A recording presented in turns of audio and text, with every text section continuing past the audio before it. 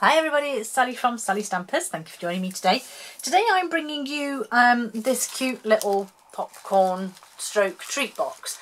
Now I really had the idea when I made this that these would be ideal party boxes. If you've got a kid's party coming up or anything like that, then this would make the perfect little treat box, and you could maybe add a little handle or put it in the cellophane bags, anything really. But I just wanted to show you how I made up this cute little treat box, and I've just popped these chocolates in the top. I've used Ready Shreddy to fill it up. You could put the sweets in the Ready Shreddy and sort of hide them.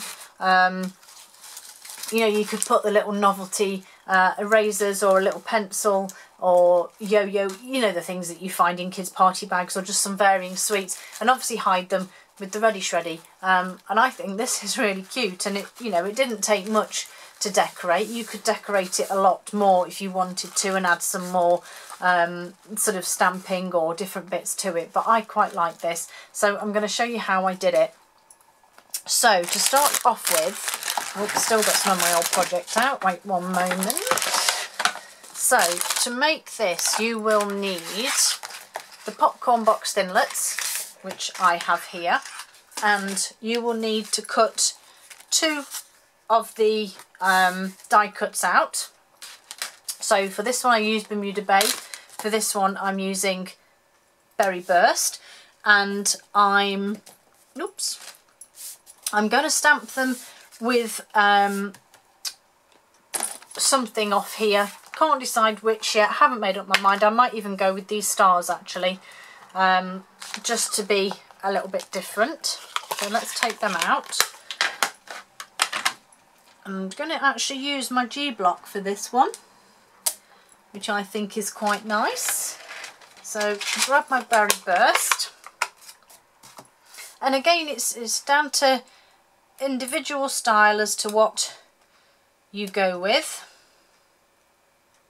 and I'm just trying to work out that the stars won't all fit on as you get further down the bottom. So,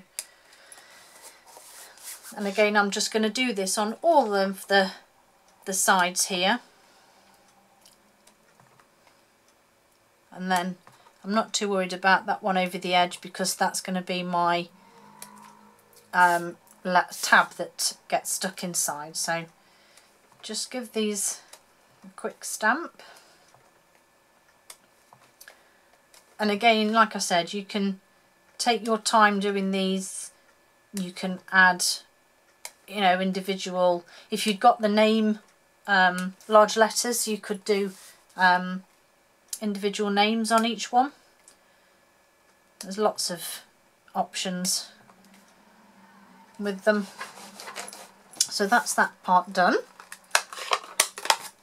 So then we need to fold and burnish these score lines that are actually already made once the once you do the die cutting. So just give that a fold.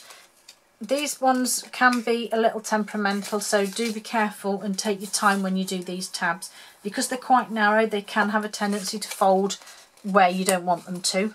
So just sort of, as I say, just take your time with them, and then just fold those up. And this one I just give a fold both ways, and then we do the other side.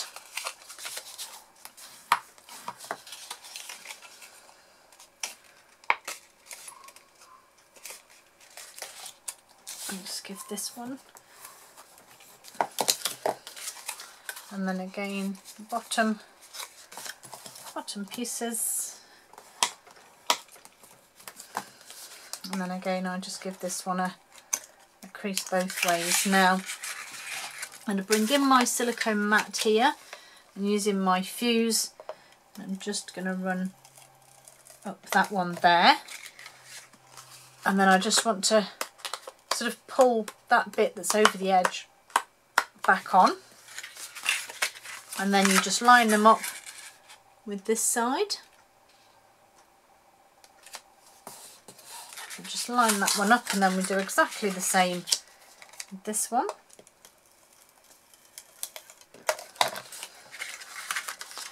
And then just tuck that adhesive back over. and then we just simply line this one up exactly the same, and that's our party box made. If you have got some of the adhesive inside, if you just give it a gentle rub, it will just rub off. And then we need to put our bottom in place, and I always struggle with this one. I don't know why. Ideally you meant to do that and it stays shut, but once you try and stand it up, it just falls over because they want to pop over. So I just simply add a little bit of adhesive onto these little bits here, and I just find that once you've tucked it on, just make sure your box is the right shape. Go on.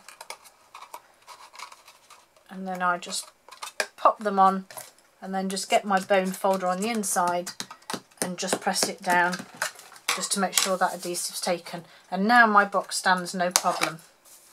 So obviously whatever I've done with it, oh, it's right in front of me, add my shreddy.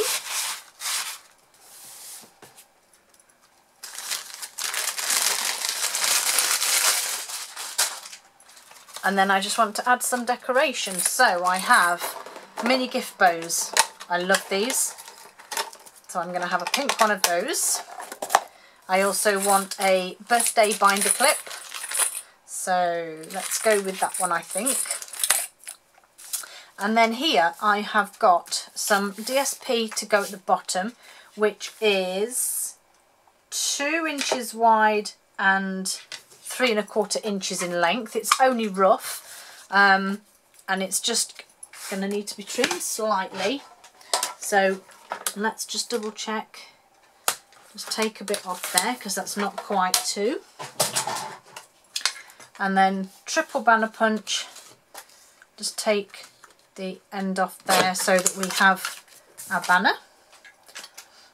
And I actually adhered this one, wherever my snail's gone, to my box. So just, whoops, just at the top there, just eyeballing it to make sure it's straight. And I quite like the fact that this one hangs over the sides a little bit. So that's that bit. My clip literally just sits on the top, just there. And then I'm going to use my 1 3/4 circle punch and some Bermuda Bay just to put my circle on the top. Just underneath my clip there. Put my clip back on. And then I've got some of the Myths and Magic glimmer paper, which again I thought was lovely, and just a little piece of Whisper White that I'm going to stamp Treat Yourself onto, what shall I use? Berry Burst, I think, just to be different. So I'm just going to stamp that onto my Whisper White, and then I just want to again come in with my trimmer and just cut this down. I don't need a massive border or edge on it, so just trim that down, and I'm actually going to do the opposite to the previous one and leave just a little bit at the back there. Get rid of those so I can move this out of the way.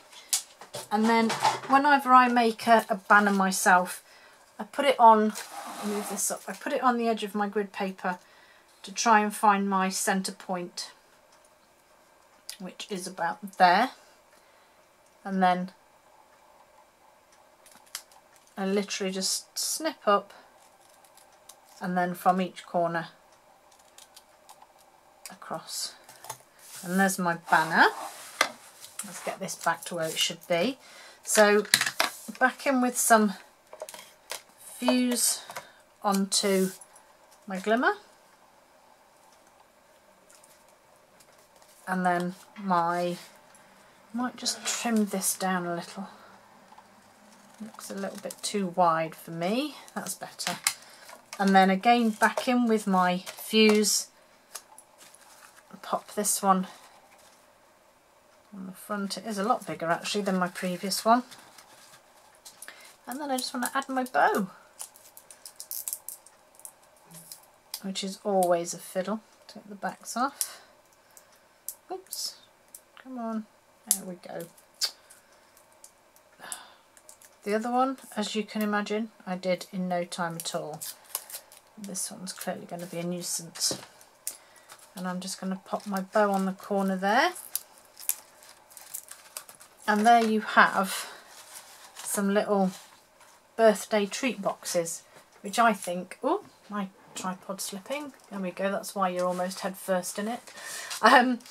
I think these are perfect little party boxes or little gift boxes for kids if they're coming around. You could even put some little mini Easter eggs in them for Easter and decorate them as Easter boxes.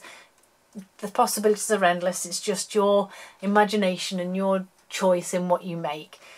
Don't forget, everything that I've used is available. The link from the store and my blog and everything is below. I hope you enjoy my projects and I hope to see you all again soon. Bye!